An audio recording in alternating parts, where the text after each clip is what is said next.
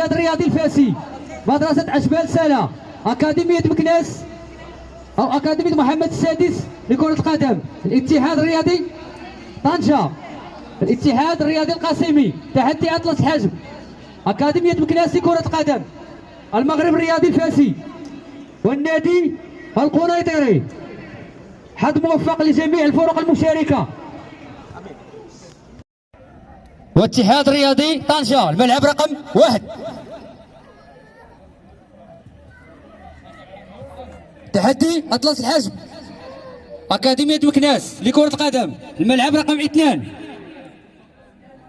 الملعب رقم 1